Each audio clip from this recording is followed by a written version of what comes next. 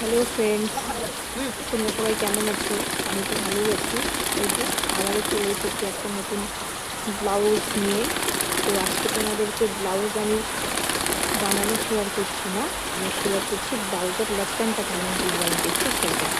এই দেখো, ব্লাউজের আমি দুটো সুতোতে তিনটে তিনটে করে ছোটো ছোটো লেফটেন লাগাবো। লেফটেনের মধ্যে আমি লেসটা লাগিয়ে নিচ্ছি। এবার লেস লাগানোর পরে তারপরে আমি একটা একটা করে অ্যাটাচ করে দেবো। দুটো সুতোতে তিনটে তিনটে করে ছয়টা হবে। তো ব্লাউজটা আমার অনেক পুরনো কাস্টমারের ব্লাউজটা দিয়েছে। বেনারসিটা নিয়েছিল তার বিয়েতে, কিন্তু তখন ব্লাউজ খুব তাড়াতাড়ির জন্য ব্লাউজ বানাতে পারেনি। কেনার ব্লাউজ একটা কিনে নিয়ে পড়েছিল। তো এখন বললো যে দিদি তুমি আমাকে একটা সুন্দর করে ব্লাউজটা বানিয়ে দিও। ডিজাইনটা অবশ্য ওই দেখিয়ে দিয়েছে। ব্লাউজটাও আমি তোমাদেরকে ফাইনাল লুক শেয়ার করবো। এই দেখো, লেফটেনের আমি লেফটেনগুলো সুতোতে জোড়া করে নিচ্ছি।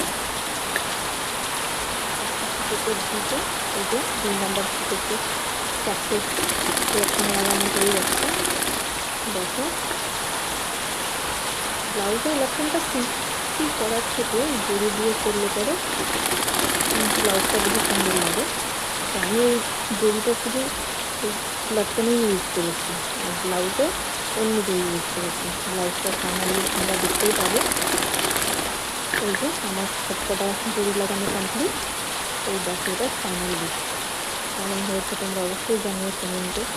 সেটা